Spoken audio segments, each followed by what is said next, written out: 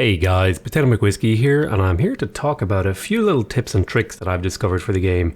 Now, what I'm going to be going over, these aren't like the definitive settings, I just want to preface this. You're always going to want to experiment with some of these settings and find out what works for you, but I've been playing for a little time now, and I think I've figured out most of the good settings. So we're going to go up here into the settings menu, and you can reach that by pressing escape and then clicking up here on game settings. So in the name tags area, probably what you're going to want to do is turn off your own name and your own guild name and possibly even your own hit points. What this will do is it will make it so there's no visual clutter over your head. Let me turn these on so you can see what they look like when they're on. You probably know what they look like when they're on, but just for the sake of clarity, this is what I would normally see. And I don't need to see that information. That's available up here in the top left. Sometimes my personal preference is to leave the hit points bar on, but you may want to take that off. I'm also going to recommend that you use the small name tag type because the big name tag type, it's pretty big, it's pretty obnoxious, and it takes up a lot of visual space on the screen. So that would be my recommendation. I would say go with the small name tag type and only leave your health bar on at most. Now for guild and alliance members, I would recommend turning off the guild name in certain respects. And I would also possibly even recommend turning off their names if you're in a really big fight, although it can be worth it to keep those names on. But I would consider turning off guild names. This is something I've been playing with. I've been mostly keeping it on. But for other players, you're going to want to have everything so that you can identify them.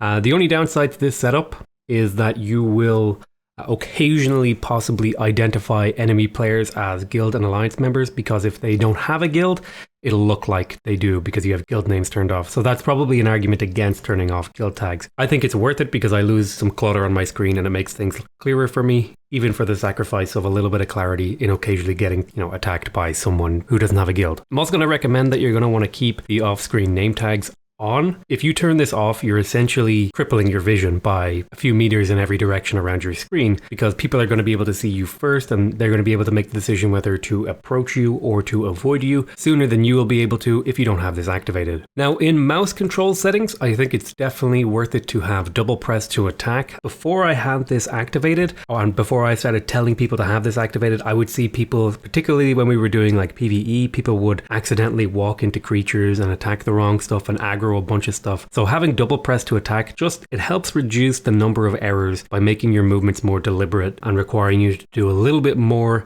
to screw up. So if you're screwing up with this on, you really screwed up, whereas it's very easy to screw up if you have this deactivated. I also recommend the classic controls. Some people like the RTS controls, but I find them a little bit clunky with the right click to move, left click to interact. There is something to be said, however, about even if you're on classic controls, left clicking near your hero or your character won't move you, but if you right click near your character, it will move you much sooner. So even if you're on classic controls, you might want to consider using right click to move, particularly if you only need to move a small adjustment. Like I'm clicking here with my left mouse button, but I'm not moving, and if I click there with my right mouse button, I will move. So I find if I'm dodging AoEs, I'll use my right button to move anyway. You can also just left click and then press S to stop. That's a little bit more intense to do, but some people might find that a good way to do things. Okay, for the interface, I'm going to recommend, if you are not disruption class, as in you don't have any abilities that move people around, I'm going to recommend that you turn off show for ally damage and show for enemy heal. Because if you're not throwing people away, all you're doing is reducing the visual clutter on your screen. This is pretty important because it makes the battle more readable. It increases your chance that you're going to understand what's happening and you're going to be able to figure things out. Now, if you are a disruption class, for example, if you are using a knight, or is it guardian or knight? The one with wind wall. There's a plate chest with wind wall. If you're using that, you are going to want to be able to see ally damage and enemy heal, because you don't want to be pushing people out of your ally damage and you don't want to be letting people stand around in there or healing. So you're going to want to be able to see these things. Now, that's if you want to play at a really high level. You can probably get away with them turned off, even if you're a disruption class. I would recommend leaving them on if you are a disruption class. I'm also going to recommend that you want to turn off your warning before PvP areas, although I will say it might be better to leave this on until you're comfortable with the PvP areas. I know some people are taking their time getting out of the yellow and blue zones, but I think once you get used to going in and out of the PvP zones a couple times, it's definitely worth turning this off. And I think once you can actually turn it off from the prompt. I'm also going to recommend turning on force combat mode. There are drawbacks to having it on when you want to interact with certain things in combat or you want to quickly loot stuff. So You're going to want to turn this off if you're doing sort of hit and runs and just loading things and getting out, but I personally have it off because it helps me reduce the amount of mistakes I have. But if you're confident, you should turn it off. Sometimes I turn it off if I'm in a particular situation, or I know that I'm going to do PvE chests, for example, and I want to just kill the chest, loot the chest, and then run away from the mobs. Auto-target aggressor, again, it's sort of a personal preference thing. It's definitely an okay thing to have. There are drawbacks again to it, but it's, you're going to have to kind of weigh them up. Do you want to automatically target people who attack you? It can be worthwhile to do so, but it's up to you. Spell indicator intensity, this is another one of those sort of, it's up to you, which way do you like it. Moving on to the HUD, I personally recommend, if you have a 1920 by 1080 screen, I recommend doing the 100% HUD scaling. I find at the 80% mark, it's a little bit too small for me to read properly.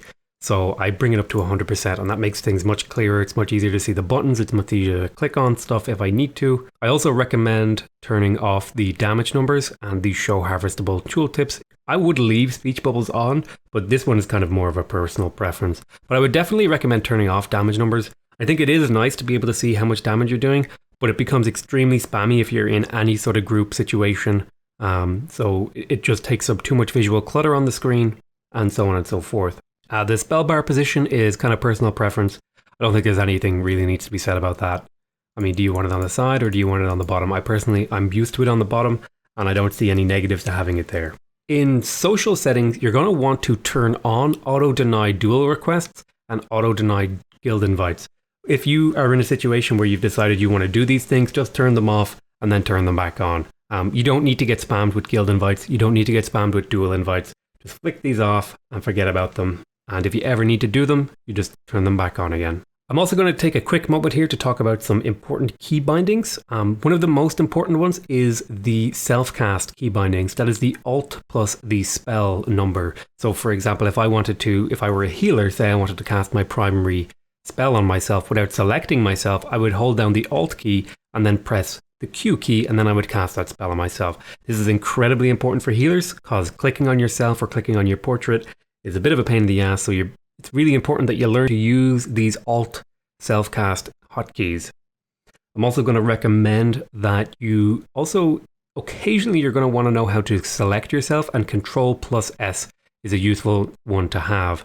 Another useful one is S, which is just stop all actions. It can be useful for stutter stepping if you're needing to move in a particular pattern, or you want to move just a little bit and then stop. You can use S to do that. And finally, the most important hotkey in the game, in my opinion, is spacebar. Now you can rebind this to something. I like to leave it as spacebar because my thumb is always on the spacebar and therefore it's always accessible. But the reason this one is so important is because it's for orb walking. Now I'm going to do a separate video on orb walking, but essentially what it means is when you attack and your attack goes off, there's a small window before your next attack will happen in which you can move to a new position and then attack again. This is really important for efficiently clearing dungeons. It's really important for repositioning during PvP. It's really important for dodging AoEs while still outputting DPS in dungeons. It's an incredibly important skill, and that's why it's going to get its own separate video with a very detailed breakdown of how to do it, how to teach yourself how to do it, and how to learn it. But just know that hotkey, when you're using the double click to attack mode, that's going to be the primary way you're going to attack things. You're going to click on them, and then you're going to press your spacebar, and that's how you're going to initiate your attack. I think this is it's a much more, I don't know if a skillful way to play is the way to put it, but it's a much more, it has a higher skill cap. It makes you better at the game. I think it improves you, I think, if you do it this way. It gives you more fine-tuned control over your experience. That's pretty much it for this video. I've more or less covered everything I wanted to cover. I hope you guys found these things useful, and if you have anything you want to say, make sure you let me know. You might disagree on some of the settings and so on and so forth. These are just my personal preferences and things that I've found that are helpful. A few of those are what I would recommend to other people, but I think you should definitely fiddle around with the settings in a game to figure out how to best suit your gameplay flow. I want to thank you guys very much for watching, and I hope to see you in the next video. Bye bye.